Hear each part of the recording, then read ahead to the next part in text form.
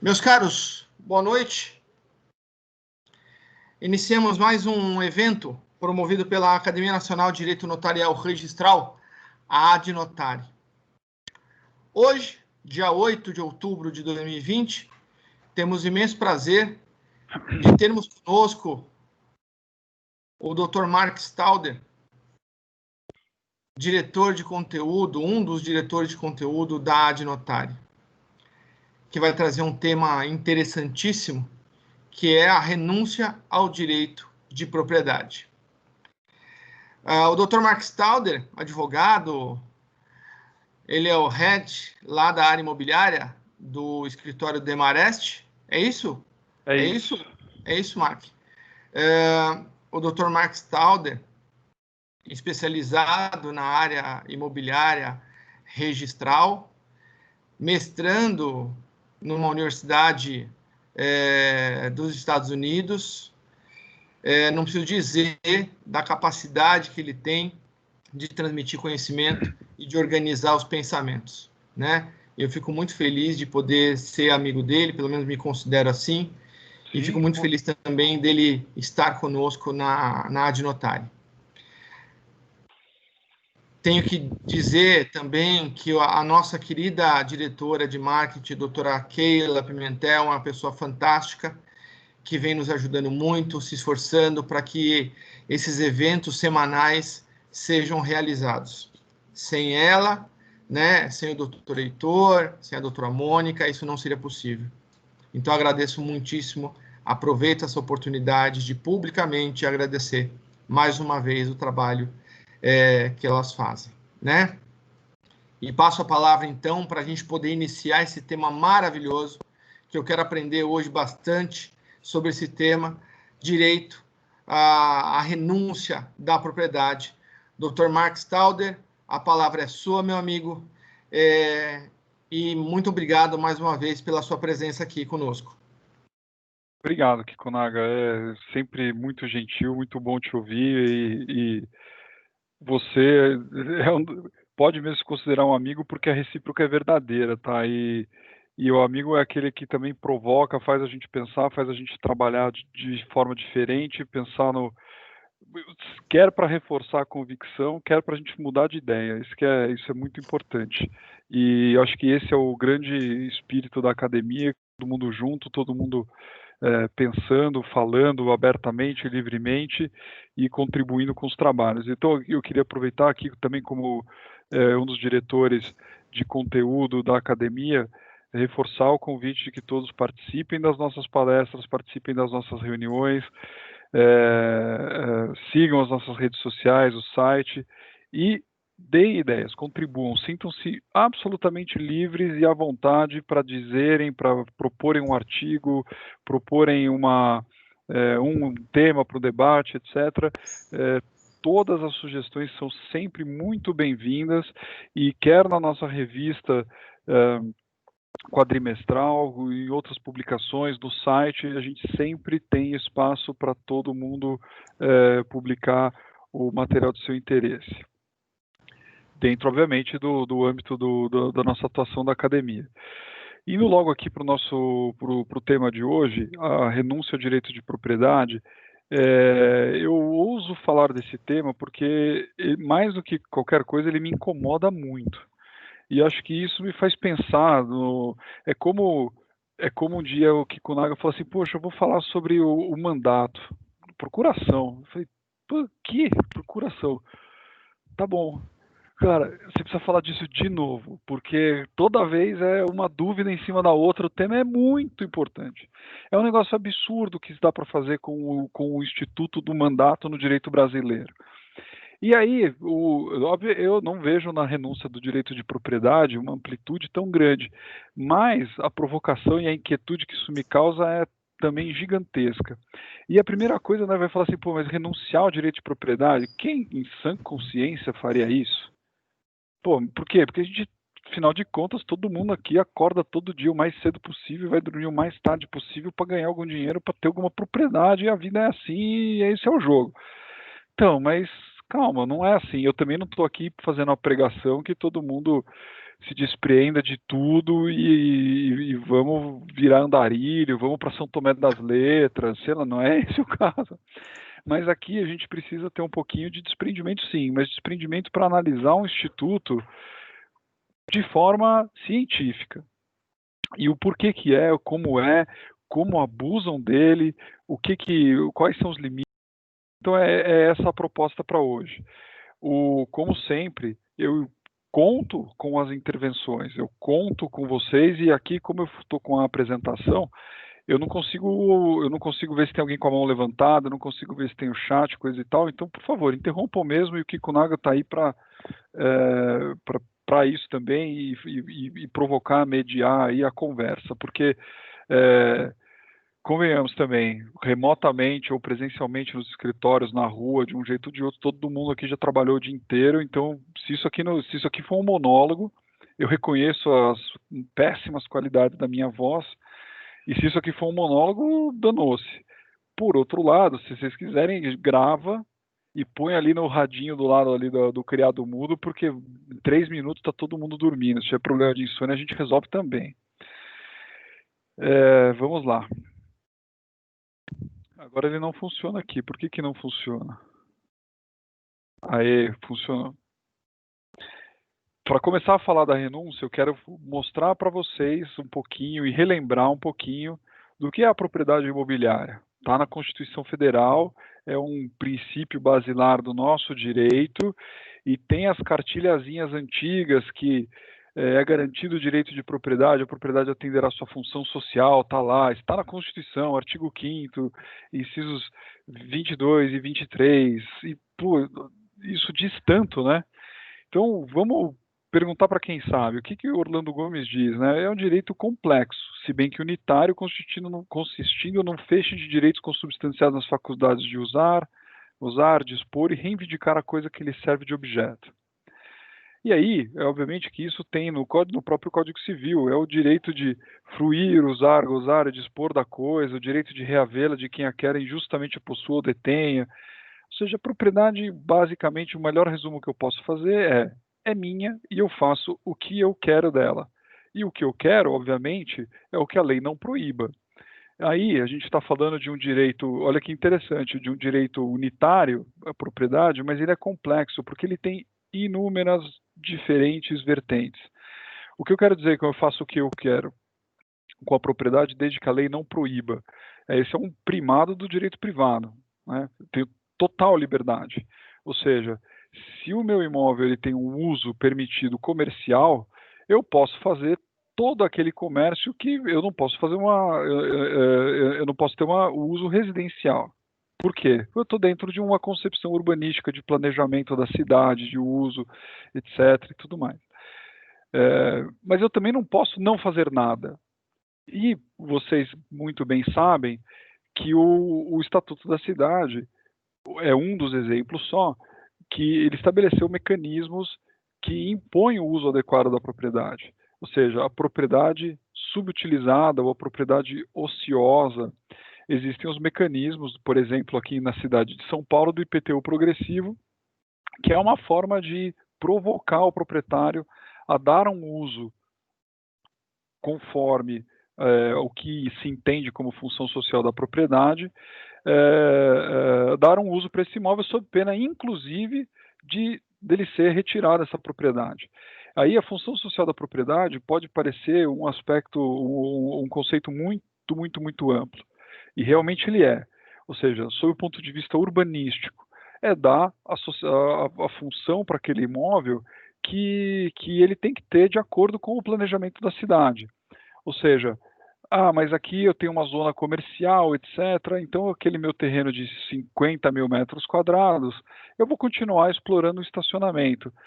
Mas isso não é o não uso, mas esse pode vir a ser considerado um uso subutilizado.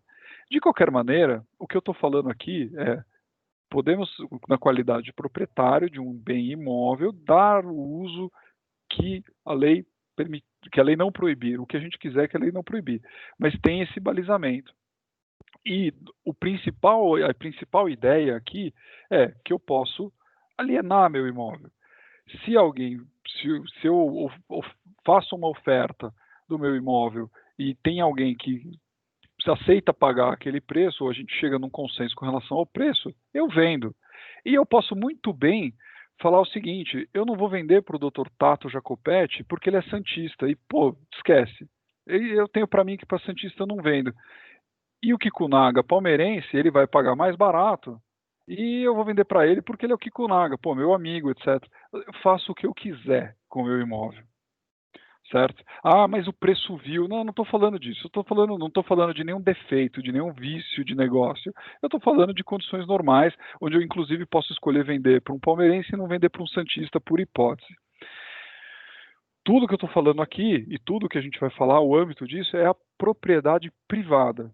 E vocês, quando eu falo de propriedade privada, imaginem o que a imaginação de vocês permitir. O imóvel urbano, o apartamento, o terreno urbano, o prédio inteiro, o prédio comercial, a unidade industrial. Por outro lado, pensem também o que quiserem com relação à propriedade rural, mas privada. Eu não estou falando de terrenos públicos, eu não estou falando de propriedade de pessoas jurídicas de direito público, externa muito menos, interna muito menos, ou seja, o que é uma pessoa de direito público interna, União, Estado, município. O município é proprietário de imóvel? Sem dúvida nenhuma que é. O município pode vender imóveis? Claro que pode, mas ao seu bel prazer, assim como eu, não. Ele tem regra própria, ele tem que observar isso. Ah, mas uma fundação pode dispor livremente dos seus bens? Até certa medida, sim, desde que observado os objetivos sociais da fundação. E vocês devem sempre se lembrar que existe um bicho que aparece vez ou outra num registro como interveniente anuente ou numa escritura como interveniente anuente, e muitas vezes aqui na cidade de São Paulo com endereço na Praça João Mendes, eu não me lembro o número, mas é Praça João Mendes, 15º andar, Curadoria das Fundações, um membro do Ministério Público, um promotor de justiça, ele comparece para ver se aquilo está sendo feito em conformidade com os objetivos da fundação. Então, já estamos limitando um pouquinho mais o objeto da nossa conversa. Estou falando de propriedade privada e de pessoas jurídicas de direito privado, pessoas físicas de direito privado.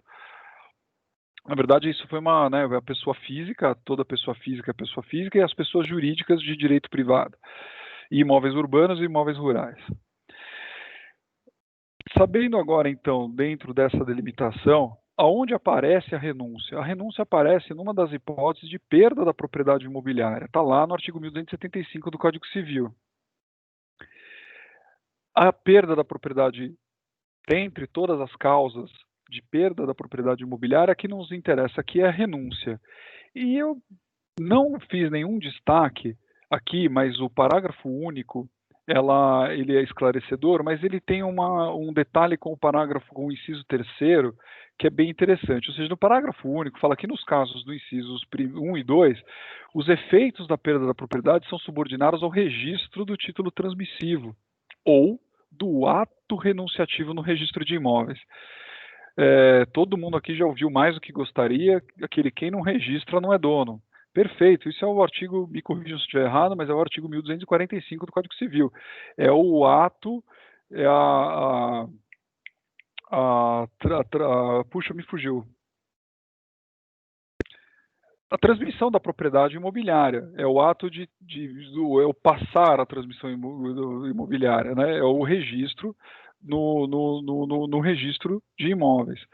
E o abandono, hein? Por que o abandono e a renúncia, eles têm essa... Por que o abandono, por exemplo, não está elencado ali no parágrafo único como algum ato? Porque o abandono, e esse é um ponto muito importante que o diferencia cabalmente, de forma diametralmente oposta da renúncia, o abandono é uma situação de fato. Então, aí é interessante a gente lembrar, por exemplo, de uma situação de fato que gera uma repercussão jurídica muito importante, mas que, se não acessar o registro de imóveis, não tem valor de direito real. Ou seja, o Kikunaga, quando ele sofre uma ação de reintegração de posse, porque ele está lá no terreno, etc. Ele se defende dizendo, não senhor, eu já estou aqui há mais de 10 anos. Por hipótese, tá? Eu não quero nem saber se é posse velha, posse nova, mas tem uma ação de reintegração e você demonstra que você está lá de forma ininterrupta, mansa e pacífica há mais de 10 anos. O que o juiz vai fazer com essa informação? Por favor, não me entendam mal. Ele vai olhar para isso e vai falar assim, olha só, o Kikunaga, ele preencheu os requisitos da uso capião. Então, ele tem aquele bem que um terceiro pretende se reintegrar na posse, como dele, há tempo suficientemente para ter para se declarar a propriedade desse bem. Olha, ele vai. Isso é poderoso o suficiente para afastar qualquer pleito reintegratório. E o juiz vai reconhecer a propriedade do Kikunaga naquele imóvel por conta da prescrição aquisitiva, ele ter aquilo como seu de forma mansa, pacífica e ininterrupta pelo aquele determinado prazo. Puxa vida, teve sucesso aí a reintegração de posse improcedente. Ótimo. Ele é proprietário do imóvel? Sim, mas não. Putz, o Mark tá louco. Não. Ele é proprietário do imóvel, mas pende que essa propriedade seja declarada para ter efeitos no registro imobiliário. Então, eu quero dizer o seguinte, esse tipo de situação de fato tem uma repercussão jurídica, mas essa repercussão jurídica, para criar o parágrafo único, ele reforça o nosso sistema do registro imobiliário, receber o ato para que ele produza os seus efeitos, ou seja, apesar dele estar lá de forma mansa, pacífica e ininterrupta por trocentos anos, ele não pode vender aquilo formalmente, porque ele precisa ter o seu título registrado, e o título dele vai ser a declaração, hoje, inclusive, aí facilitada pelo procedimento administrativo, ou seja, a renúncia segue a mesma linha. Aí, o professor Silvio vem e fala o seguinte, que a renúncia é um ato jurídico pelo qual alguém abandona um direito sem transferi-lo a outrem. É ato unilateral, independe de aceitação. A renúncia em favor de outrem refoge ao sentido do Instituto porque traduz a alienação. Interessante. E aí vem a Maria Helena Diniz e diz o seguinte, que a renúncia é um ato unilateral pelo qual o proprietário declara o seu intuito de abrir mão do direito sobre a coisa em favor de terceiros. Aqui é como a gente ouve falar de vez em quando, é mixed feelings, né? Porque eu concordo plenamente com o professor Silvio quando ele fala que a renúncia é um ato unilateral, que é não transfiro a ninguém, e que a renúncia em favor de outra pessoa refoge ao sentido do Instituto porque traduz a alienação. E como o fantástico jurista que ele é, nenhuma palavra está aqui à toa, né? E ele usa alienação, ou seja, essa renúncia traduz a alienação, por conta da alienação compreender qualquer ato de transmissão voluntária, seja ele bilateral ou unilateral. Quero dizer o seguinte, vou vender meu imóvel, é muito claro para todo mundo que é um ato de alienação e que depende da vontade de transmitir a propriedade por parte do seu titular. Vocês estão me ouvindo? Eu acho que eu... Estamos, Mark. Estamos sim. Perfeito. Estamos ouvindo. Ótimo, obrigado. Ou seja, precisa da vontade, tanto da manifestação da vontade, tanto de quem vende como de quem adquire. Paga preço, etc., permuta e tudo mais. A transmissão da propriedade, dependendo da contrapartida, pode ser uma ou outra. Permuta, ou pode ser o dinheiro mesmo numa venda e compra. Quando a professora Maria Helena Diniz que fala, voltando, eu posso doar, simplesmente porque eu gosto tanto do Kikunaga que eu vou entregar o imóvel para ele. Aí a doação pode vir com encargos ou não, etc., mas de qualquer maneira é um ato. E o Kikunaga pode ou não aceitar isso, é outro problema.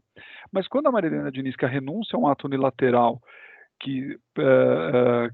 pelo qual o proprietário declara o intuito de abrir mão da coisa, da propriedade da coisa, que é o direito real de propriedade, direito real sobre coisa própria, em favor de terceiros, quero crer, nunca tive oportunidade de tirar essa dúvida pessoalmente, mas diferentemente do professor Silvio,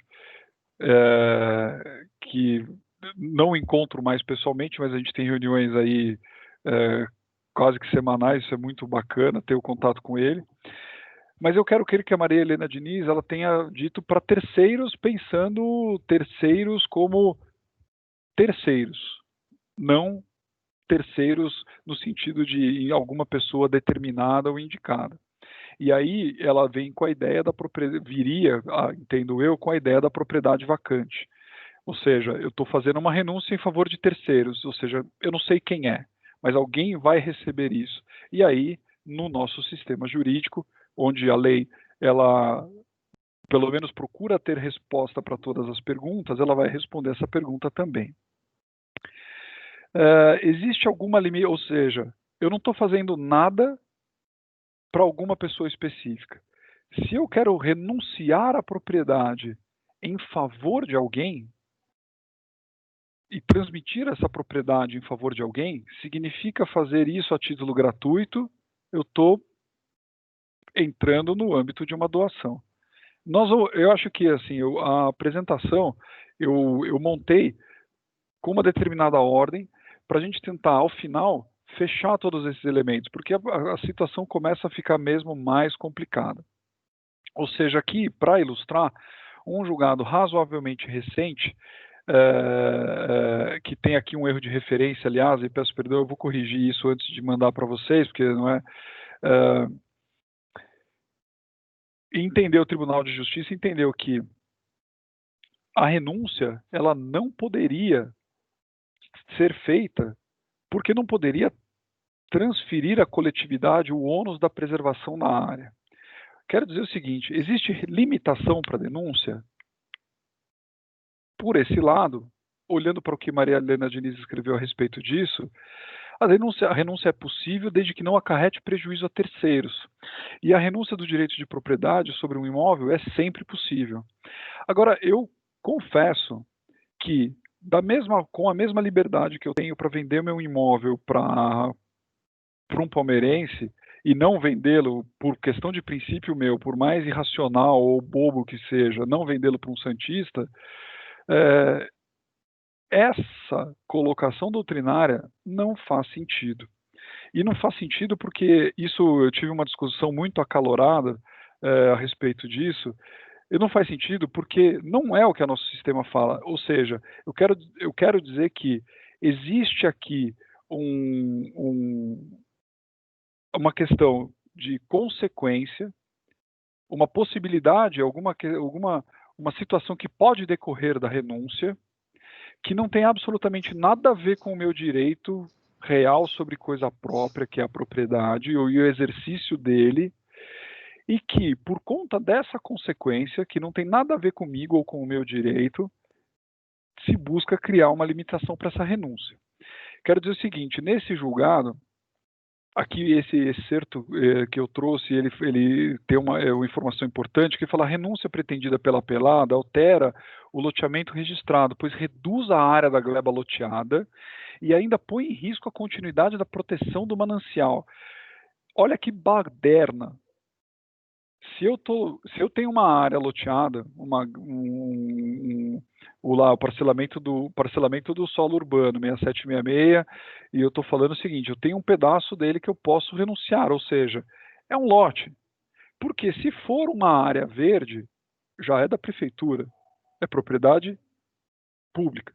Eu tenho uma pessoa jurídica de direito público titular dessa área. Esquece, não é o âmbito do nosso trabalho aqui, não é isso. Eu não diria que é irrenunciável, mas é irrenunciável de forma especialíssima. É renunciável de forma especialíssima. Mas eu não estou falando disso, ou seja, eu estou falando de um lote que, assim como qualquer outro, e que pode estar lá perto de uma área. Vamos esquecer aqui o exemplo do loteamento. Vamos imaginar que seja um terreno que está do lado de um rio. É um terreno que é só APP. Ainda assim, por que é que eu não posso renunciar a esse loteamento? A pessoa que estava discutindo esse assunto comigo, eu não sei, eu não consigo ver se está aqui, mas deve estar, Dr. Tiago Augusto Lopes, chato demais ele veio falando assim, pô, mas você... É muito fácil quando você ficar fazendo uma palestra a respeito de renúncia da propriedade, quando você não pensa que o seu vizinho pode renunciar a propriedade dele. E aí a casa dele vai ficar o quê? Nada. E, pô, vão invadir, vão fazer, sei lá, vai virar uma balada, vai criar transtorno para você, vai ficar, pô, o cara tem uma piscina lá e ninguém nunca mais vai mexer nisso, é dengue, tudo mais, tal, tal, tal. Eu falei para ele o seguinte, falei, olha, você está falando de todos os defeitos, de todos os problemas que isso pode causar, mas que é óbvio que em situações normais eu tenho os mecanismos para obrigar o cara a limpar a piscina. Porque no Brasil, quando existe um problema desse, todo mundo aqui sabe, é só pegar e ligar para o 156, que acho que é o telefone da prefeitura, e em menos de 2 horas aparece aqui um agente de saúde e vai cuidar do assunto, porque é obrigação do poder público fazer isso. Isso acontece todo dia. É só ligar para o poder público, ele vai lá, vem um agente de saúde e vai obrigar o cara a limpar a piscina. Ou melhor, não tem ninguém na casa, vai buscar num juiz e no dia seguinte tem um mandado, entra lá dentro e vai fazer a limpeza da casa inteira. Por quê? Porque é uma questão de saúde pública. Tem um criador de dengue aqui do lado que o cara simplesmente renunciou à propriedade, abandonou o imóvel. Sob o ponto de vista formal, a gente vai falar um pouquinho da diferença entre abandono e renúncia, e está lá. Aí vai dizer, você está de brincadeira, isso não acontece. Mas é exatamente para ilustrar que tudo bem que a prefeitura demora 3 anos para te atender, mas esse é um outro problema. Esse é um problema da administração pública, é um problema de eficiência do poder público, é outra coisa, não tem a ver com o meu direito de renunciar à minha propriedade. Ou seja, precisa haver conveniência para renunciar a essa propriedade e a função social da propriedade. A função social da propriedade, ela não é observada, a renúncia ela não fere a função social da propriedade. Porque se eu, é pior, a ideia toda, o conceito todo é pior que eu fique com a propriedade e não faça nada, do que renunciar a essa propriedade. Porque a regra legal existente vai dar o tratamento para isso e a propriedade vai, a partir daí, ela vai ser possível alcançar sua função social. E a conveniência disso. Com relação à conveniência, a gente tem uma situação muito interessante, que é a da invasão. É óbvio que eu, em sã consciência ou em condições normais, pretendo preservar a minha propriedade, sempre. Mas vamos imaginar que aquela propriedade que eu tenho lá no extremo leste de São Paulo, na Vila Carmozina, etc., e eu não sou tão criativo assim, já disse às vezes, o patriarca da família simplesmente era um cara controlador e tomava conta de tudo, até o momento que ele morreu e ninguém lembrou que tinha aquele imóvel, e nem ele ia lá, porque não, nos últimos 15 anos de vida dele, a saúde não permitia. E o imóvel foi invadido. É uma pena, mas foi invadido e a comunidade se instalou. A Eletropaulo, ou o que era Eletropaulo na época, foi lá e falou, bom, esse povo não pode ficar assim. Instalou energia elétrica. Sabesp pôs água, coleta de esgoto. E a prefeitura foi asfaltando, fazendo passeio, tentando dar uma melhorada na condição de vida daquelas pessoas ali. Perfeito. Quando que descobriram que o imóvel, quando que os herdeiros descobriam que o imóvel existia? Quando veio a intimação para um inquérito, porque eles estavam sendo investigados por conta de parcelamento irregular do solo e a conta de todas as obras de infraestrutura que tinham sido executadas lá para eles pagarem. Como, apesar de não ir no terreno e não cuidar, e não exercer o seu direito de proprietário efetivamente, porque exercer o direito de proprietário impõe guardar, impõe se manter na posse, impõe chutar invasor, no sentido mais amplo de você ter todas as ações e todo o devido processo legal para cuidar do seu imóvel, simplesmente isso não foi feito e o imóvel foi ocupado. Hoje é uma comunidade, não é essa foto, mas hoje é uma comunidade consolidada de muito tempo. Mas apesar de não fazer isso, ele pagava todos os impostos, tinha tudo em dia. Qual foi a solução? A renúncia da propriedade. E a renúncia da propriedade, nesse caso, ela veio com um histórico das razões que levaram a essa renúncia da propriedade, principalmente para viabilizar que o poder público aplicasse aí os mecanismos que hoje existem, mas que antes eram muito mais difíceis, e a gente conhece aí muito bem a lei da REURB e tudo mais, mas para que o poder público pudesse aplicar os mecanismos, já que tudo foi feito, para dar título para o pessoal que lá se instalou.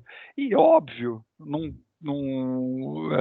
é óbvio que o objetivo principal disso era sacramentar essa solução, essa situação, perdão, e demonstrar que não havia participação de alguma forma, conluio ou alguma intervenção por parte do proprietário para que aquela área fosse ocupada. Aquela área foi realmente ocupada sem a intervenção do proprietário, sem a provocação, a participação do proprietário, e na verdade o proprietário simplesmente se esqueceu daquilo, não era, ele não é que houve uma aceitação tácita ou alguma contrapartida. Então é nesse tipo de circunstância. Aqui eu trouxe, por exemplo, a questão com relação às responsabilidades, ou seja, quando a gente fala de condomínio edilício, a lei é clara que fala da renúncia de qualquer condomínio aos seus direitos, não valerá como escusa para exonerá-lo dos encargos. Existe uma questão muito interessante, que eu falei desse caso aqui do extremo leste de São Paulo, que o imóvel se encontrava numa situação de irregularidade. Ou seja, da mesma forma que ele se encontrava numa situação de irregularidade e eu poderia vendê-lo para o Kikunaga, eu posso renunciar à propriedade. Porque se tivesse dívida tributária, eu não poderia vendê-la. A lei não permite isso. Porque o Kikunaga, ele pode aceitar receber o imóvel dizendo, não, eu reconheço que existe dívida de IPTU e assumo essa dívida. Eu posso até ter um problema com ele depois. Eu vou resolver isso de outra forma, etc. Mas perante o poder público, perante o tabelião e o registrador, essa responsabilidade foi transferida. Mas ela foi transferida junto com a transmissão da propriedade. Como a renúncia não impõe, não implica em transmissão, e vocês já devem estar se perguntando, e muitos de vocês já têm a ideia, obviamente, mas se eu não transmito, para onde vai, né? Vamos chegar lá. Mas se a renúncia não tem o conceito e o contexto de transmissão, eu não posso usar dos mesmos mecanismos de subrogação de responsabilidade ou assunção de responsabilidade. Então, o Flausilino tem um trabalho muito interessante, o Flausilino Araújo dos Santos, oficial de registro de imóveis do primeiro registro de São Paulo, tem um trabalho muito interessante sobre isso. E ele trata dessa questão da forma como está posta aí. Vamos lá. E o imóvel abandonado? Como eu já disse, o que diferencia o imóvel, o que diferencia a renúncia do abandono? A renúncia é uma situação de fato. Perdão, o abandono é uma situação de fato. Ou seja, o proprietário, e aqui é interessante, né? Tem essas cartilhazinhas do CNJ, as imagens bonitinhas, etc. Eu as trouxe aqui de propósito, exatamente para dizer o quê? Quando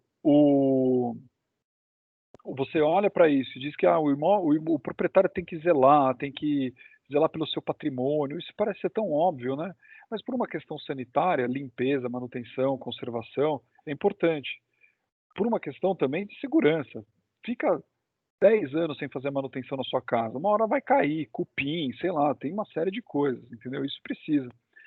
Agora, quando ele fala que o proprietário, inclusive, poderá perder o bem, é interessante, porque da mesma forma que eu agir como proprietário de um imóvel, apesar de, inclusive, não precisar nem de título para isso, mas agir como proprietário do imóvel, cuidando, pagando os impostos, apesar de pagar imposto ter uma relevância bem reduzida, mas defendendo a posse, fazendo investimento, usando como meu.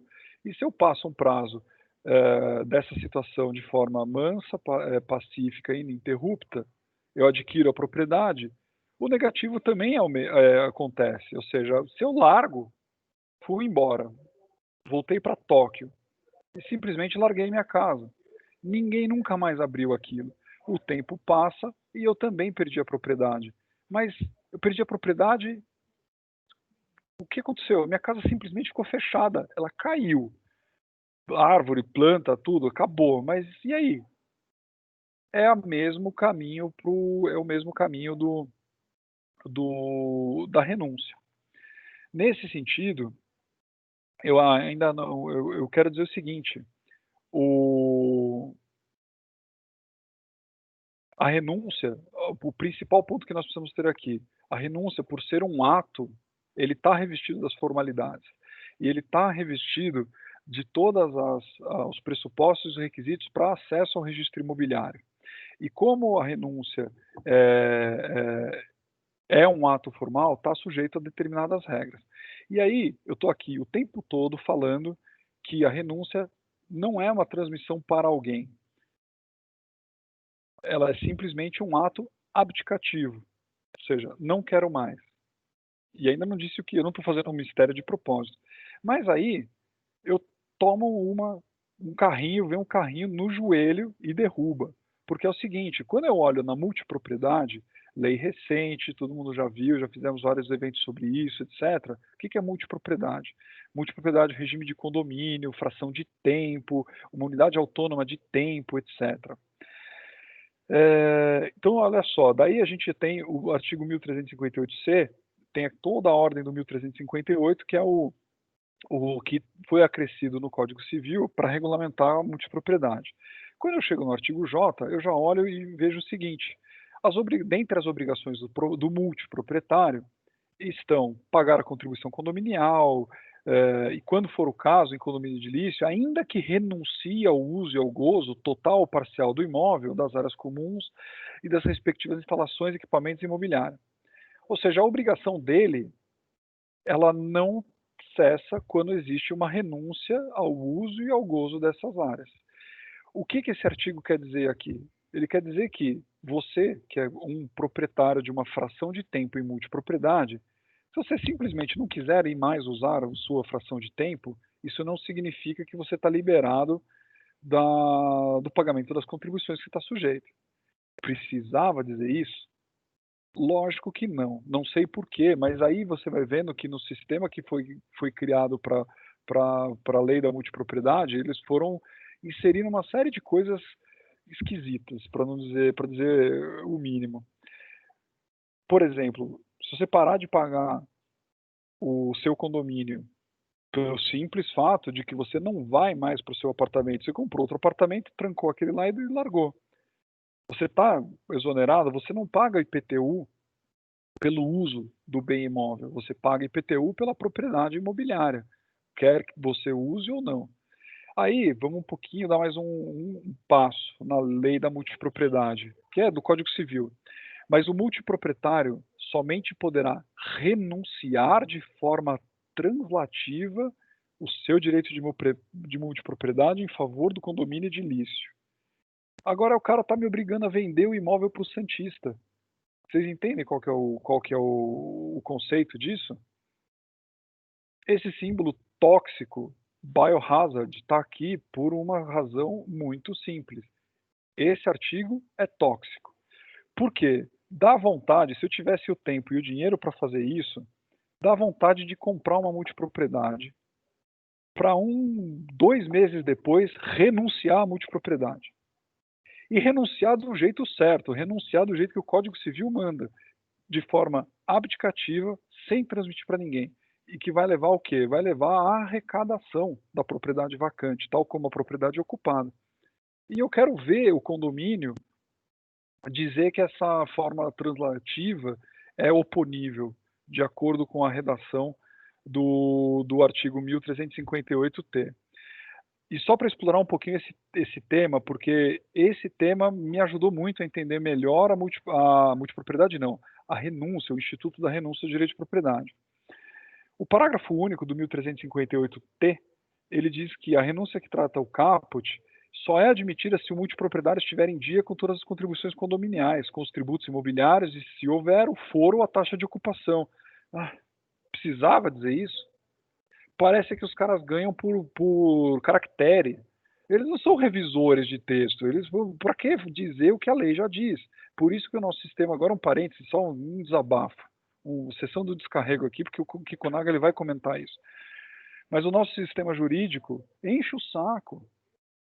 toda lei repete as coisas. Pô, a gente tem um sistema civil law, ele é organizado com leis hierárquicas, com conceitos. Nós temos lindos e eficazes princípios de direito civil, princípios de direito registral, princípios de direito notarial, princípios de tudo que balizam toda a interpretação do nosso direito. A gente tem uma Constituição exaustiva, gigantesca, mas boa, é a que tem, eu gosto dela, sou fã, é legal.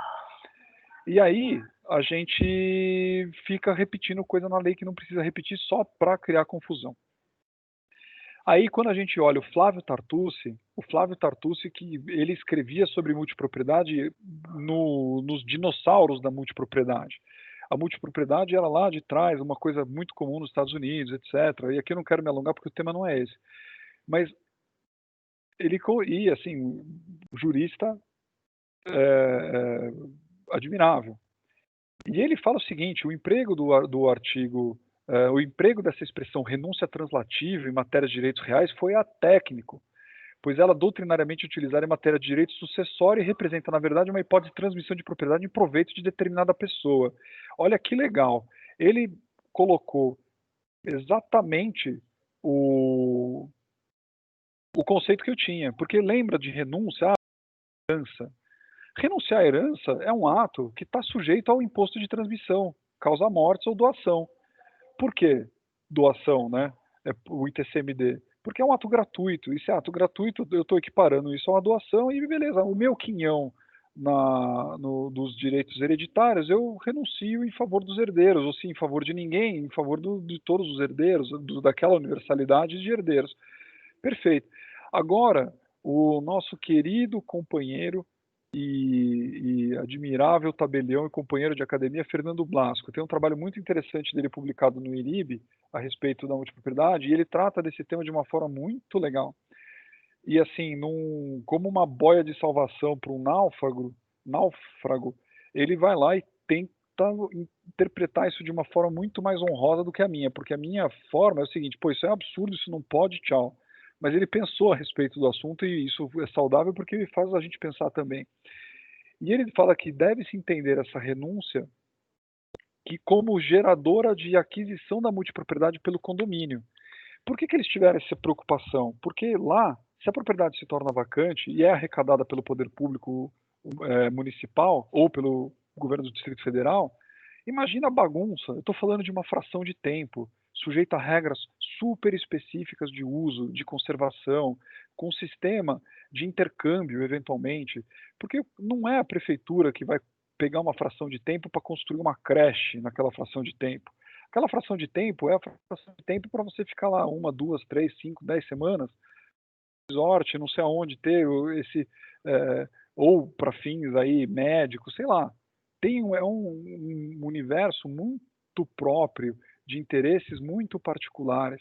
Então, é por isso que foi feito esse exercício gigantesco. Agora, eu não quero ser engenheiro de obra pronta, mas parasse para pensar 5 minutos sobre isso, e eu mudaria não a regra da renúncia. Eu não tentaria trocar o pneu do carro com ele andando a 300 km por hora, mas muda a regra lá do efeito da renúncia. Diz que nesse caso, pô, eu estou fazendo uma lei. Eu tenho toda a liberdade do mundo para criar. Eu estou criando uma lei ordinária. Uau, eu posso fazer tudo, posso inovar, posso ser o melhor, o mais inovador e possível. Mexe no efeito da renúncia. Se, quando, em multipropriedade, etc., o bem não vai ser arrecadado pelos entes públicos, dadas todas essas especificidades e tudo mais, vai ser arrecadado pelo condomínio, vai ser arrecadado pelo administrador. Se vira, dá uma solução, mas lá no lugar certo, não aqui, falado que não posso renunciar e só posso renunciar transmitindo. É a mesma coisa de falar o seguinte: Kikunaga, você quer permutar minha casa por 100 mil reais em dinheiro?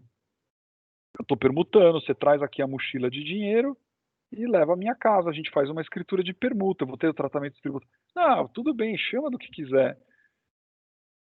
É venda e compra. Eu estou falando de um direito, o nosso sistema jurídico que prevê situações típicas, contratos, negócios jurídicos típicos. Então vamos falar um pouquinho dos efeitos da renúncia. E agora posso falar mesmo dos efeitos da renúncia no tempo de forma abrangente. É um ato unilateral, o proprietário declara explicitamente o propósito de despojar-se do direito de propriedade. Não é declaração de vontade receptícia, independendo da aceitação de qualquer terceiro. Ou seja, caso incida coisa móvel, ela deve ser instrumentalizada em obediência ao requisito formal do 108. Levada ao registro imóvel, tornando-se a coisa sem dono. Olha só, isso é uma citação que eu encontrei num trabalho do Francisco Eduardo Loureiro, desembargador Francisco Eduardo Loureiro, outro gênio, mas essa definição é muito interessante, porque a coisa sem dono, ela está tratada no artigo 1276 do Código Civil. A propriedade vacante, ela vai ser arrecadada pelo município ou pelo Distrito Federal, imóveis urbanos, e a União, imóveis rurais, passados 3 anos. A mesma regra do abandono se aplica para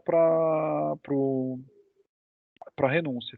E vejam que interessante, o Código Civil fala em zona urbana. Aqui estamos entre acadêmicos de direitos reais e a gente gosta de usar o vernáculo de forma bem precisa.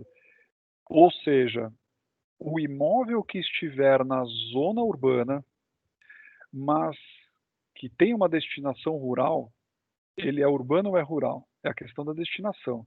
Ou seja, existem vários municípios no Brasil que simplesmente transformaram uma lei, um plano de desenvolvimento estratégico, o plano diretor estratégico, perdão, lei de zoneamento, etc., razoavelmente mal pensada ou bem pensada exclusivamente para o fim arrecadatório, transforma o município inteiro em zona urbana, zona de expansão urbana, etc., e tudo mais, e lança IPTU para todo mundo.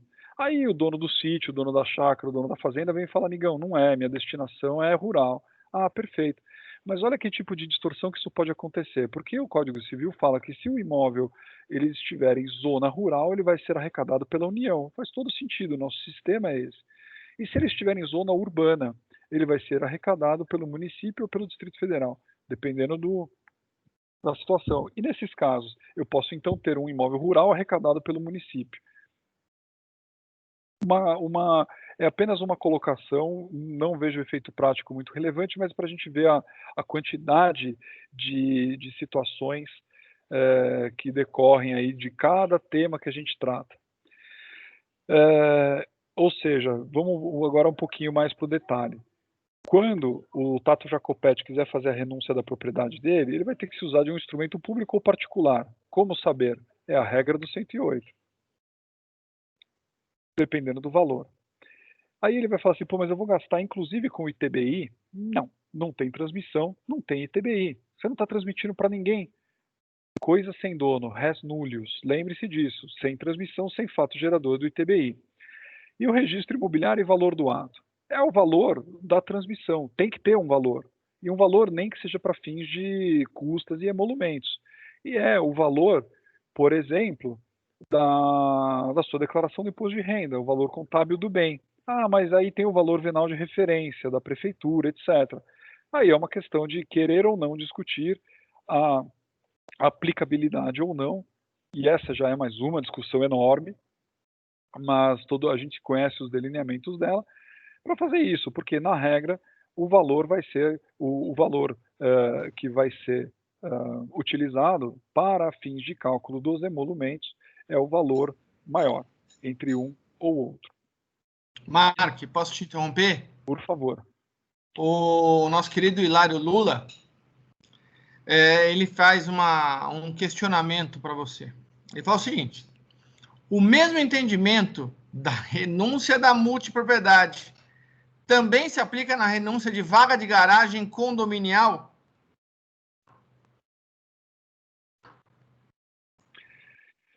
Interessante, né? Porque o problema é fundamentalmente o mesmo. Como é que eu vou imaginar que... Bom, primeiro, tem que partir do princípio que a vaga de garagem, ela é uma unidade autônoma. E essa unidade autônoma, me parece que a gente pode olhar para ela de duas formas. Ela nunca seria, eu acho assim, ou seja, como uma unidade autônoma, ela é absolutamente... Eu estou enrolando para ganhar tempo para achar outra palavra, mas eu não quero falar que a unidade autônoma é absolutamente autônoma.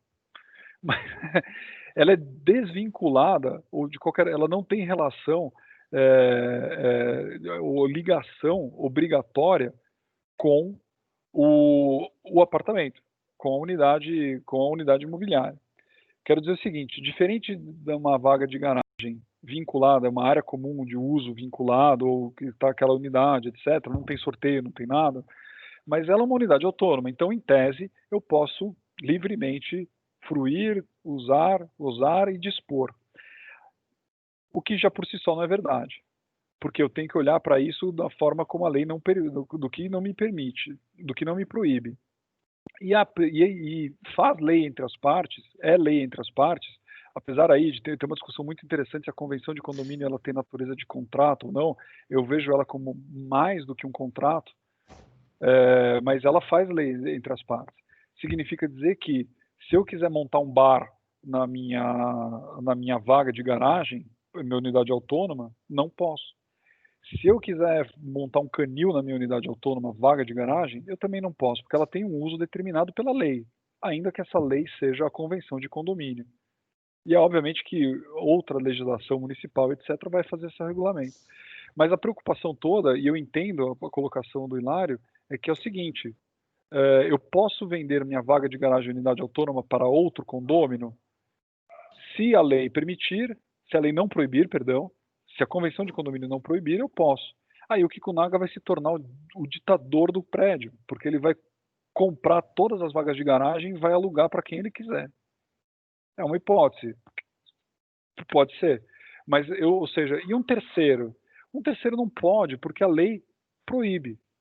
Aí a renúncia, ela não transmite para ninguém. Então, em tese, qual seria a colocação disso? Muito provavelmente a renúncia da vaga de garagem de forma isolada, ela teria um impedimento, e esse impedimento, por mais questionável que seja, eu acredito que ele é real, porque o condomínio se oporia a isso. Porque olha o transtorno que você vai causar para o condomínio. Então, eu acho que. E agora respondendo objetivamente a pergunta, não se aplica. Aquela regra é especial para o regime da multipropriedade. Todos os artigos do capítulo da multipropriedade, eles se aplicam para a multipropriedade, então não se aplica. Mas a renúncia, em tese, eu acredito que sim, eu acredito que eu conseguiria convencer um tabelião a fazer essa escritura e muito provavelmente eu conseguiria registrá-la. No entanto, uma oposição por parte do condomínio diante dos efeitos que a arrecadação dessa propriedade vacante pode gerar, seriam muito danosos à coletividade. E a coletividade específica dos meus condôminos, parceiros condôminos, e esse é o bem que tem que preservar. Ô, Mark, pensando que quando a gente fala de vaga de garagem, nem sempre a vaga de garagem, como você bem colocou, ela é autônoma. Ela pode ter matrícula autônoma, mas ela pode ter natureza acessória. A vaga de garagem, ela seria autônoma num edifício garagem. Num edifício garagem, a vaga realmente ela é autônoma. Porém, num condomínio edilício, por mais que ela tenha matrícula aberta para ela é acessória da unidade. Então, você sofreria essas restrições que você acabou de comentar. Né? Ela é autônoma, mas ela não é absolutamente autônoma. Ela é acessória da unidade que se vincula. Né? Isso é esse é uma questão muito interessante, e aqui, pelo amor ao vernáculo, deixa eu só colocar uma coisa. Quando a gente olha na NBR 12721, 721. 721. Que é a norma da ABNT que explica, que coloca a regra para fazer os cálculos. Lá, coerentemente com as regras do Código Civil e com as leis da incorporação imobiliária, com a 4591, ela estabelece o que são essas áreas.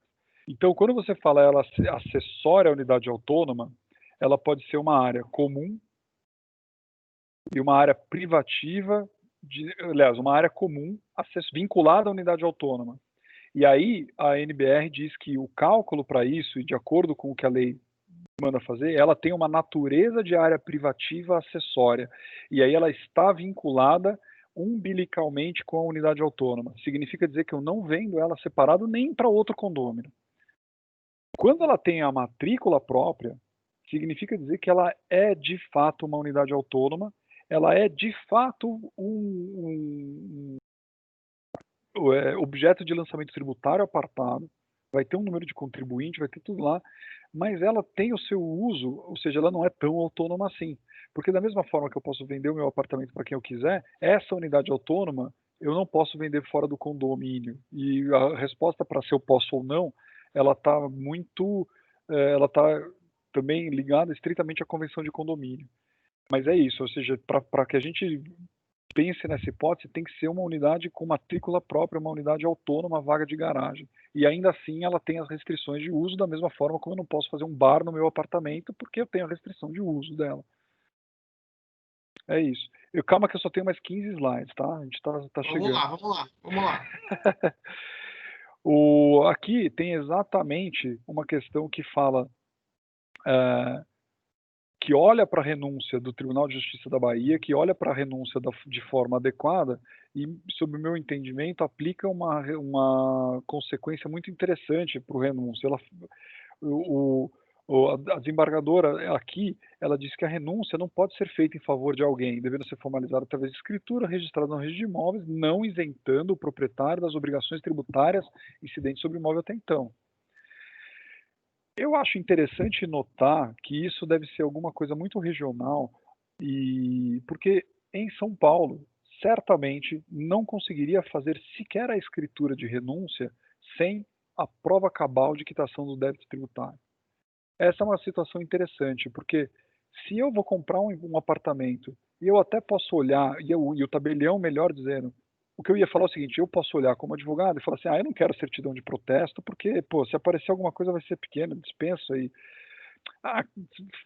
Certidão criminal, não quero, não interessa. O desdobramento de uma ação criminal tem que ter trânsito de julgado, o cara está aqui, eu conheço. Não quero ser, eu posso dispensar essas certidões, posso olhar o que eu quero, posso não olhar nada, só ir na fé e vamos em frente. O tabelião, por sua vez, ele pode, fazendo constar a orientação e tudo mais, orientando as partes, eles me dispensaram da apresentação das certidões, mas tem certidões que ele não pode dispensar. E no caso de existir, né, dívida tributária, o que acontece? A dívida existe, o comprador reconhece que esse fato lá, ou seja, ele acaba assumindo a responsabilidade por essas dívidas, tem regresso, etc. No caso da renúncia da propriedade, eu diria que nem esse tipo de certidão pode ser dispensado, e negativo, porque eu não posso transmitir eu não posso renunciar à propriedade se eu não tiver absolutamente quites com toda essa situação. Então, eu acho que a ideia toda, na verdade, era passar por isso, e agora aqui eu vou parar de compartilhar minha tela, porque cansa isso, e agora, a partir daqui, a gente ainda tem um tempinho, salvo engano, mas pegar aí as perguntas tais como a do Hilário, etc., para a gente continuar conversando e trocando ideias. Agradeço muito pela paciência de vocês em me ouvir numa quinta-feira à noite, depois de um dia de trabalho, e vamos lá para todo mundo poder palpitar, trocar ideias e contribuir com a discussão. Muito obrigado. Vamos lá, Mark, aí não sei se a gente tem algum tabelião conosco aqui. Se tiver, eu vou convidar para trabalhar esse tema.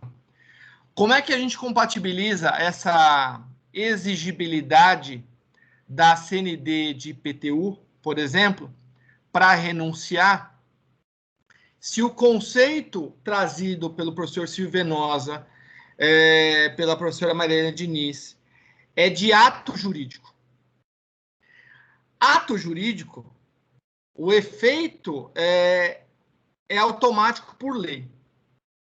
Aí, quando você vai para a Lei 7433 de 85, salvo engano, lá no artigo 1º, parágrafo 2º, vem uma disposição dizendo que o tabelião deverá fazer constar essas informações de certidões, tal. Porém, quando você vai para o decreto 93.240 de 86, que regulamenta a 7433, vem lá um dispositivo. O titular as partes podem dispensar as certidões fiscais nessa linha de raciocínio da DIN 173, dígito 6 e 394, dígito 1, que vem um monte de decisões do STF, STJ, para quê? Para que o ato jurídico não seja não seja impedido por existência de dívidas. A dívida vincula o seu titular, maravilhoso.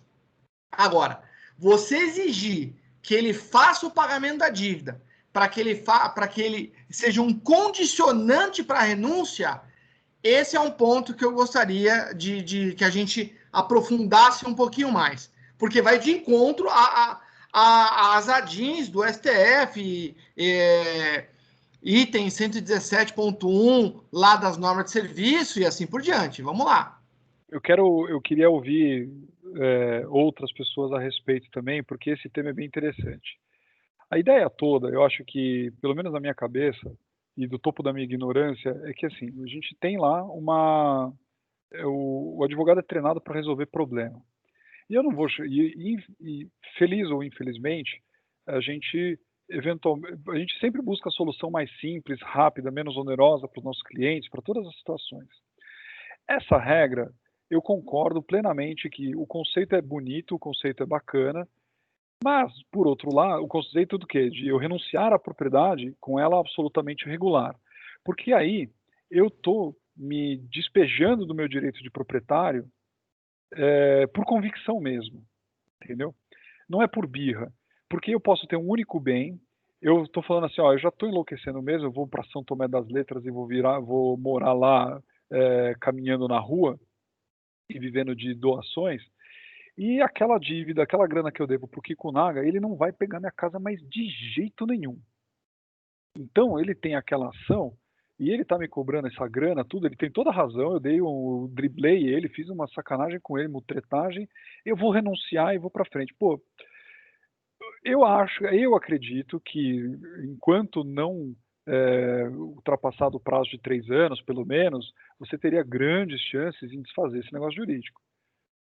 Por outro lado, a questão discutida nas ADINs que você mencionou, ela é muito clara, porque isso se torna uma forma indireta de cobrança de tributo.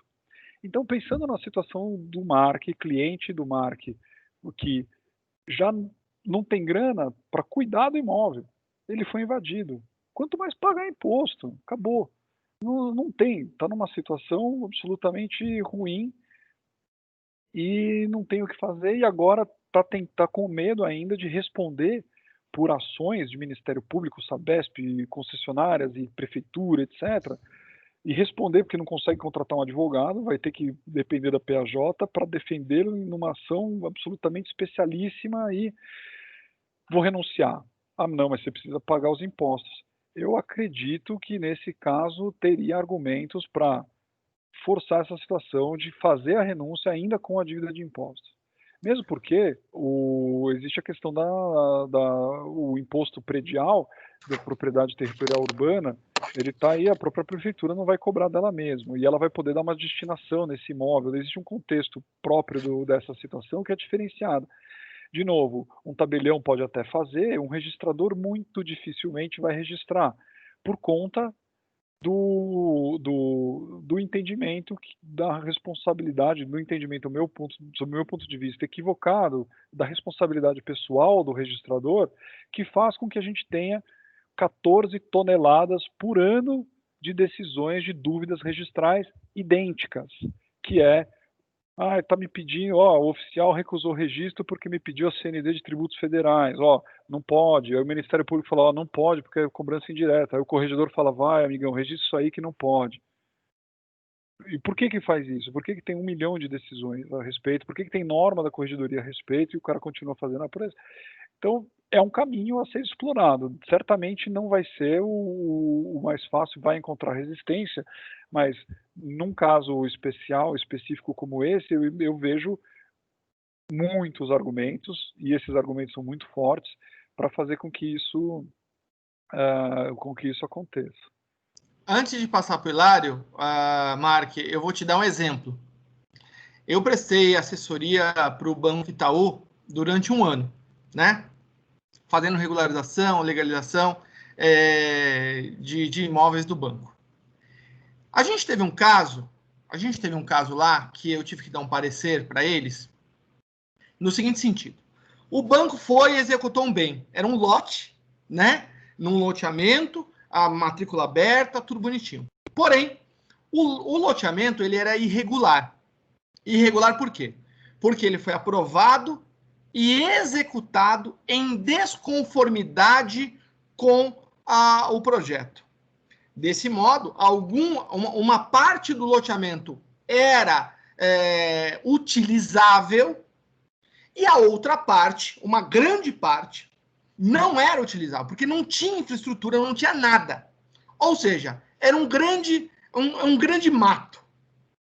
E o lote do banco, que ele executou, estava dentro desse matagal, onde você não conseguia localizar o lote. E aí você veio com o fundamento, né? Que a propriedade é a faculdade. E aí a gente vai ver que, na verdade, não seria a faculdade, né? Esse pensamento do Código Civil de 16, da propriedade absoluta, ela já vem sendo relativizada pela função social da propriedade. Então, é um poder-dever. Né? É um poder-dever. Então, eu tenho alguns deveres em relação à propriedade, como a edificação, o uso, a destinação e assim por diante. Bom, enfim.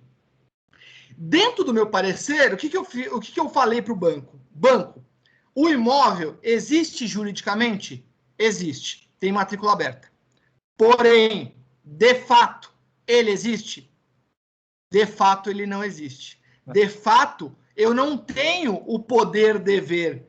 Então, assim, o que aconteceu? A prefeitura da região, a gente sabe que pela 6766/79, salvo engano, artigo 40, ela traz a obrigação, o dever da prefeitura de fiscalizar os loteamentos. Então, aquela situação se instalou, prejudicou muita gente. Então, no meu parecer, eu estava discutindo o seguinte, olha, como o valor apurado pelo perito é um valor ínfimo, ou seja, não tem valor, que o perito falou, você não vai conseguir vender, se você jogar num leilão, você não vai conseguir vender esse imóvel. Então, a minha proposta para o banco, no meu parecer, foi renúncia da propriedade. Porém, o que fazer com o débito de IPTU lançado pela prefeitura? É lícito esse IPTU? Do meu ponto de vista, não era lícito.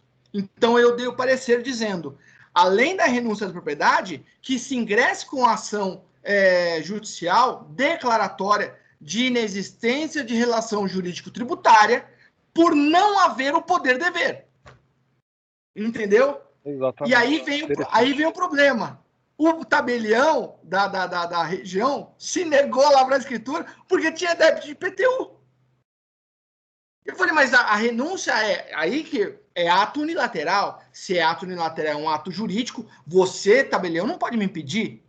Né? E aí ele veio com toda essa questão da argumentação.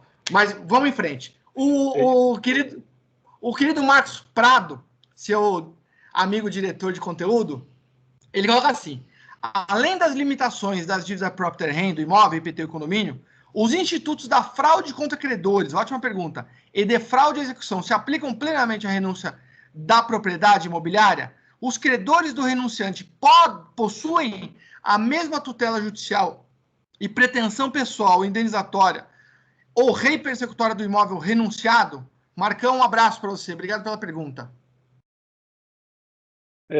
Veja, interessante. Eu acredito, eu sinceramente já procurei e nunca encontrei uma discussão nesse sentido.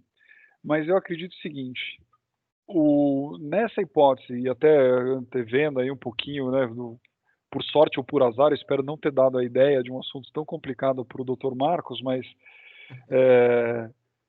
acho que não, porque o Marcão, além de excelente, ele é muito criativo. Porque quando eu falei da birra, eu sei que eu tenho uma execução e o meu único bem, eu vou renunciar só para não entregar nada para o Kikunaga, de birra. Eu acho que, olhando para a lei e olhando para todas as regras de fraude à execução e fraude contra credores, todo o sistema fala de ato de alienação e a consequência do ato de alienação é colocar o alienante num estado de insolvência, ou incapaz de responder por aquelas responsabilidades, etc. Aí, um passo atrás, eu olho para a renúncia e vejo que a renúncia não é um ato de alienação. Então, eu acredito que defender que a renúncia não é um ato de alienação e que por aí ela não estaria sujeita aos efeitos, etc., da fraude de execução, fraude contra credores, seria até que uma defesa dentro de uma argumentação técnica e adequada, porque eu estou ali seguindo o que a regra legal. No entanto, eu acho que esse tipo de argumentação não é suficientemente forte para sobreviver ao nosso sistema jurídico. Porque, olhando para essa situação de uma forma sistêmica, eu preciso, obrigatoriamente, pensar nos efeitos disso.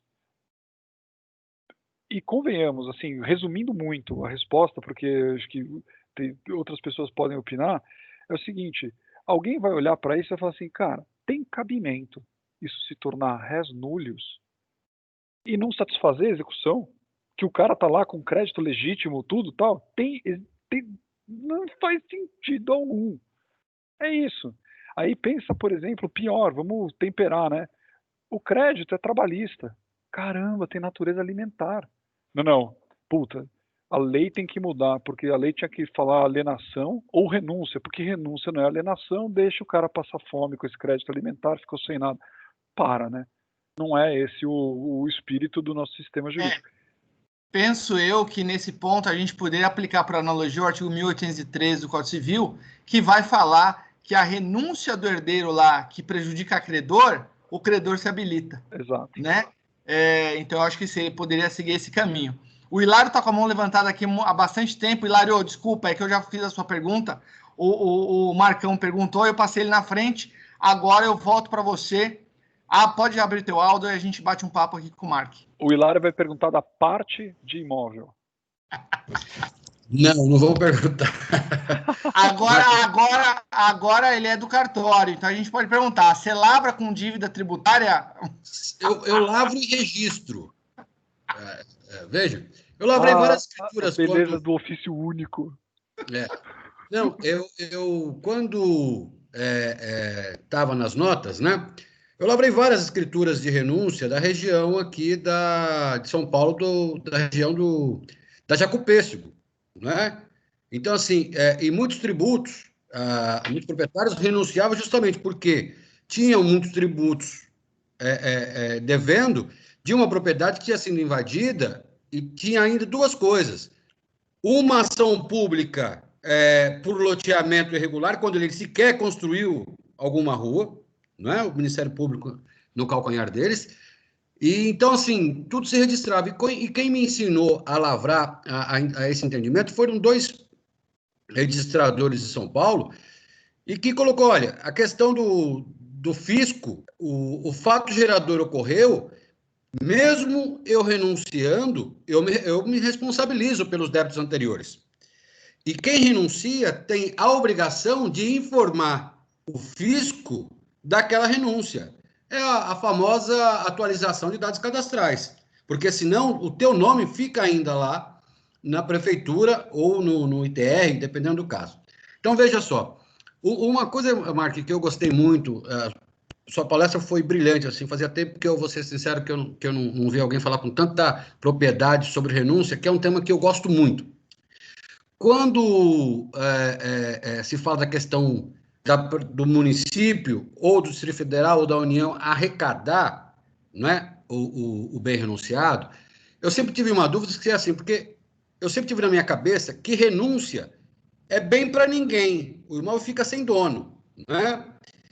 E a prefeitura só pode arrecadar os imóveis abandonados, que o código faz uma diferença lá. Ele diz alienação, renúncia e abandono, ou seja, ele diferenciou abandono da renúncia, não é? E estabelece que o município poderá arrecadar somente os imóveis abandonados. Ele não fala dos imóveis renunciados, não é? Então, eu fico pensando, é isso que eu gostaria de perguntar para você, se há uma diferença nesse sentido.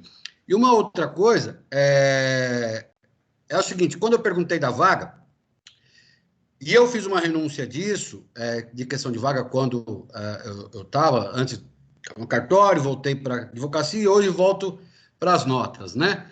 É no seguinte sentido, veja, eu tinha um cliente que ele tinha no cartório, ele tinha uma vaga, que a vaga era tão ruim, que ele não conseguia botar uma bicicleta. Sabe? Tinha uma pilastra na vaga. Só que ele pagava condomínio sobre aquela vaga. Eu falei, o que eu faço? Eu falei, renuncia. E aí criou falou, renuncia, o registro registrou a renúncia, questão registral e questão de direito de liberalidade da propriedade foram resolvidas. Criou-se um problema obrigacional de condomínio, porque como que se dividiria as cotas daquela situação? Ficava para quem aquele restinho de propriedade ali de cotas pela fração ideal? Então, eu resolvi a questão de disponibilidade do bem, a questão registral e criou ali um problema para o condomínio, porque ele falou, bom, se eu não tenho mais a propriedade, essa cota não é mais minha. E também não é do condomínio. Não é? Fica para quem?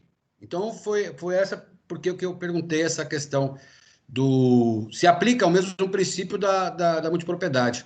Certo, eu entendo que se aplica porque o efeito do abandono, ou seja, do passo, do fato, da situação de fato reiterada, etc., que gera o abandono, é o mesmo, só que ele imediato com a renúncia. Ou seja, o bem se torna res nullius imediatamente, com o registro do imóvel. No abandono, isso acontece depois de muito tempo, etc. Existe uma caracterização de fato dessa situação. Então, me parece, e o que eu tenho visto, é que é isso que acontece, ou seja, o bem vai ser arrecadado da forma e inclusive aí existe uma analogia muito forte, muito plausível, factível de ser aplicada com a renúncia e o abandono. Fato é que todos os casos de renúncia, eles são permeados por uma situação de fato diferenciada, ou seja, existe uma situação de invasão, uma situação possessória, alguma coisa, que leva ao fato da renúncia, ou seja, a possibilidade se tornou de alguma forma inútil ou inutilizável para aquele proprietário tabular. E é o jeito dele se livrar disso. No português bem claro é isso. E aí, a arrecadação, ela sequer acontece formalmente, como idealizado pelo legislador lá em 1916, porque essa regra não é nova, por conta da situação de fato. Ou seja, agora aquelas pessoas, elas têm uma facilidade ainda muito maior com relação a usucapiar o imóvel, ou com relação a adquirir a propriedade, ou ter reconhecido a sua propriedade.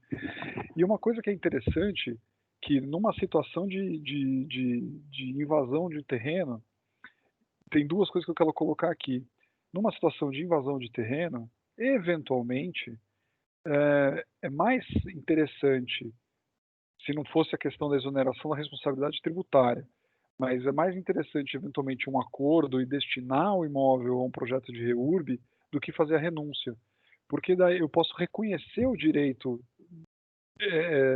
que aquela comunidade tem de propriedade do imóvel e acelerar as providências de regularização e titulação deles. Esse é um ponto. Porque, em tese, olha que situação engraçada, né? A gente estaria num caso de uma renúncia, a propriedade se tornou res nullius. Perfeito. Passou uma semana que eu tinha renunciado ao terreno, parei de cuidar, parei de tudo, entrou o primeiro lá. O segundo veio depois, os 100 primeiros vieram depois e a comunidade se instalou. Sem oposição nenhuma. Mesmo porque a prefeitura, apesar de ter recebido a declaração de operação imobiliária, de uma renúncia, não tomou nada, não arrecadou o bem, não tomou posse, não deu uma destinação para o bem. Mas aquele bem foi arrecadado. 10 anos depois, essa arrecadação que foi feita, essa propriedade é pública. Ela é passível de ser usucapida pelos ocupantes? essa é uma situação interessante, que eu acho que a circunstância de fato da origem dela, da origem dessa ocupação, ela também ela vai dar, ou pelo menos sob o meu ponto de vista, ela obrigatoriamente tem que dar um tratamento diferenciado para essa situação, não como um imóvel que é público e etc. A gente está falando aquela público, mas não é operacional, bem dominical, pode ou não usucapi, aquela dúvida que também é objeto para um seminário a respeito. Mas esse tipo de situação. E outra coisa que eu queria colocar aqui rapidamente, olha só, né? O Rick Moreno aqui perguntando: existe renúncia pela via judicial, até como forma de facilitar quanto à aplicação da gratuidade? Não, não existe. Eu não tenho a forma para o ato, não está prescrito em lei, que é instrumento público ou particular. Eu não vou pedir a intervenção de um juiz para fazer isso, ou seja, um ato voluntário, ele não demanda, via de regra, a atuação de um magistrado, e é por aí. E é interessante notar porque é o seguinte, esse tipo de pergunta ele demonstra um olhar para o caso prático e isso é muito comum, ou seja, a parte do um imóvel que não foi invadido por completo. Pô, os caras invadiram um pedaço e eu consegui segurar a ocupação lá. Mas eu não consigo me reintegrar na posse, etc. Aquele pessoal lá, etc. Eu não consigo fazer. Posso renunciar à propriedade parte do imóvel? Aí que parte? Não, há uma parte certa e determinada, que é aquela parte que eu utilizo, aquela parte que não se tornou inútil para mim. Perfeito. O imóvel é urbano ou é rural? Porque se for urbano, isso vai demandar um desmembramento. E esse desmembramento do imóvel está sujeito à aprovação municipal. Situação interessante. Ou seja, em tese, se precedida da aprovação municipal, poderia fazer o desmembramento. Agora, o imóvel rural, ele muito provavelmente também não funcionaria, porque o desmembramento do imóvel rural ele não prescinde de aprovação dos poderes públicos. Tem lá a aprovação do decreto 58, mas eu não estou falando disso, de loteamento rural ou parcelamento do solo rural e coisa que o vale. Eu estou dizendo o seguinte: no momento, só para ilustrar, eu tenho uma fazenda de 100 hectares, eu vou vender 50 para o Kikunaga, 50 para o Dr. Hamilton. E aí eu tenho o imóvel em situação regular, apta, já referenciado, tem carta, tudo certinho. As partes que eu vou vender, elas observam a fração mínima de parcelamento, entreguei para cada um. Resultado disso, pelo menos de acordo com a lei, encerramento da matrícula, abertura da matrícula dos 50 hectares, com a descrição dos 50 hectares, para o Kikunaga, outra para o Hamilton Sakamoto. Eles vão fazer o Japan Desk da nossa academia de notário nesse imóvel rural. Ótimo. Mas isso depende do ato de alienação. E eu não estou aqui me prendendo na tecnicidade da lei, que a renúncia não é alienação, porque a lei fala que nesse tipo de alienação eu posso fazer o desmembramento, desde que observado a fração mínima de parcelamento, e isso vai ser levado ao registro sem outros problemas. O problema não é esse. O problema é que, para que isso aconteça, alguém precisa receber e dizer: é essa a minha área. Ou seja, aqui tem que ter um lado da vontade de quem recebe, dizendo: sim, essa é minha área de escrita, eu estou de acordo com ela e recebo essa área. Na renúncia eu não tenho isso. Então, eu confesso que não afirmo com certeza isso, mas me parece que a renúncia de parte certa e determinada não funcionaria. Indo além, eu diria só a última coisa, que a renúncia de parte ideal também não tem sentido acontecer. Eu lembro que o condomínio geral, condomínio ordinário do Código Civil, ele é previsto para não existir. Ou seja, a solução dele é a divisão, e se a coisa for indivisível, é a extinção com a venda forçada. Hamilton está com a mão levantada, se eu estou vendo direitinho aqui. Você, por favor, pode abrir seu microfone.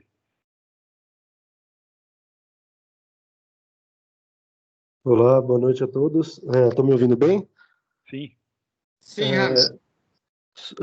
Um pensamento aqui, tendo essa noção de que a renúncia é um ato jurídico e não um negócio, isso não ouvido o fato de que os atos jurídicos estão submetidos, no que couber, sempre as disposições do título dos negócios jurídicos, que é a disposição expressa do artigo 185, que todos os atos jurídicos lícitos, que não sejam negócios, aplicam-se no que couber às disposições do título anterior, que é dos negócios jurídicos, né? E pensando nisso, né, a renúncia parece que ela nunca é um problema, quer dizer, em algumas situações ela é um problema, mas sempre quando a gente fala de renúncia, ela aparenta ser um problema quando a gente alia a renúncia à existência de impostos. Então, a renúncia por si só, se tudo tivesse certo e bonito, aparenta nunca ser uma questão de dúvida, né? Você simplesmente faz a escritura, o ato, declara, apresenta os documentos e a renúncia é feita. Agora, quando existem impostos, é que a questão começa a virar, a ter opiniões divergentes, a se discutir como que se funciona, né? E sem expressar nenhuma opinião da minha parte, mas querendo pensar junto com vocês. O artigo 187, ela coloca que comete ato ilícito o titular de um direito que, ao exercê-lo, excede manifestamente os limites impostos pelo seu fim econômico ou social. Pensando naquele que renuncia um imóvel com débitos, será que não dá para se entender que esse ato é exercido de forma extrapolada? Será que renunciar um imóvel deixando os débitos não seria exceder o fim econômico ou social daquela propriedade?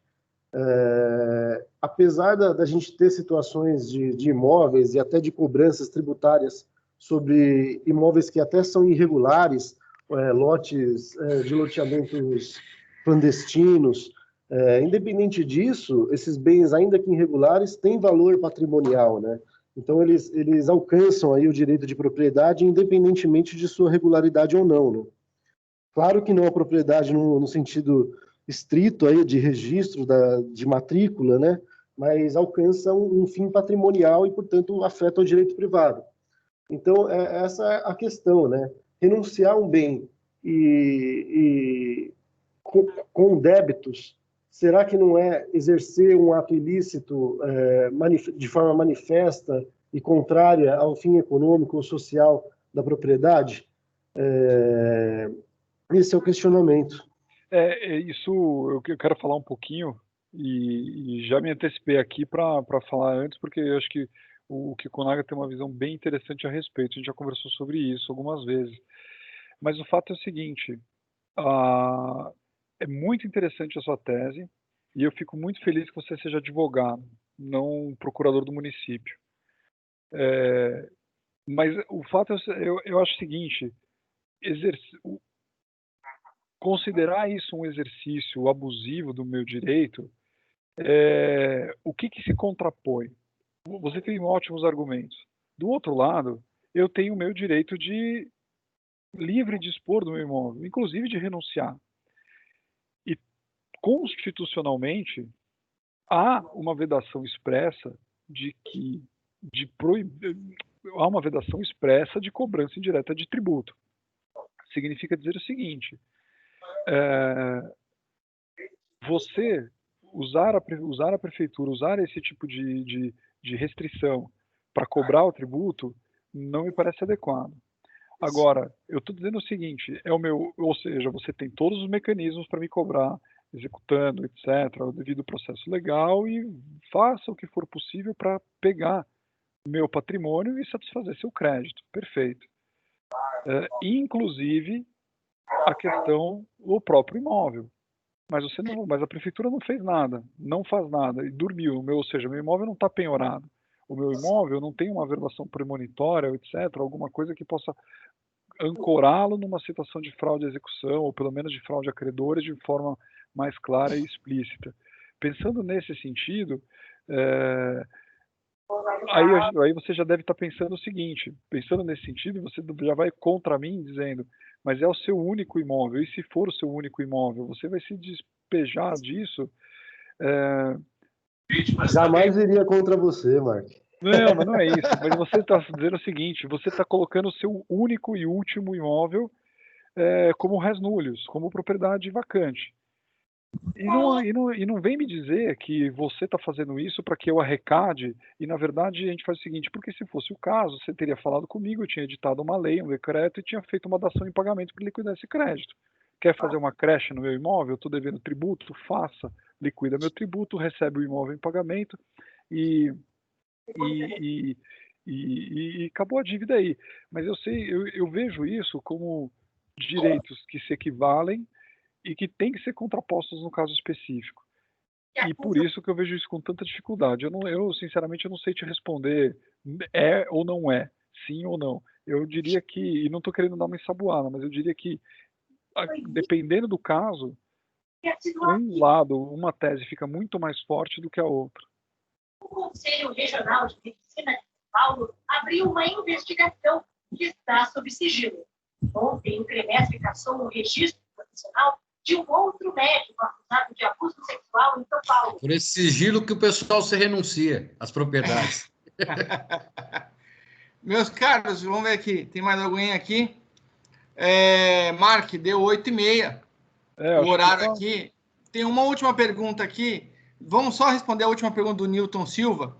Ele fala, na prática, imóvel com débitos tributários e proprietários sem condições financeiras de quitá-los e arcar emolumentos com os atos necessários, como renunciar ao imóvel? Complicado, né? Abandono. Não tem dinheiro para pagar a escritura, não tem dinheiro para pagar. Querido.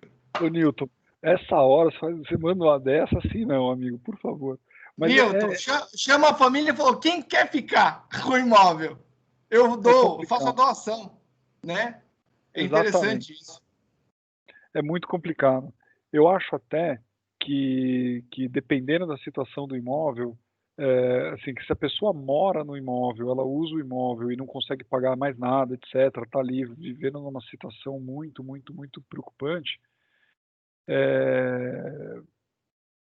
fica no imóvel. A prefeitura não, sabe, não, a prefeitura não, imagino que para a prefeitura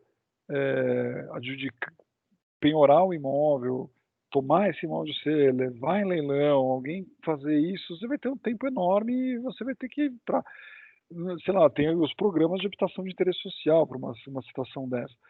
Eventualmente, e isso eu já fiz algumas vezes, mas não encontrei.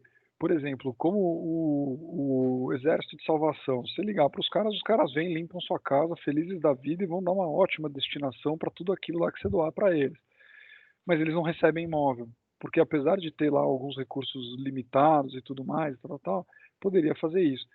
Quando você vai, por exemplo, perguntar, ninguém nunca me respondeu na Cúria Metropolitana se eles fazem isso, entendeu? Mas aí é uma ótima pergunta, porque agora a pergunta do Rick Moreno foi razoavelmente nesse sentido, imagino, porque ele, ao perguntar quando ele tem existe uma via judicial disso, o cara vai pedir na gratuidade uma ação declaratória de abandono, porque ele não tem nada,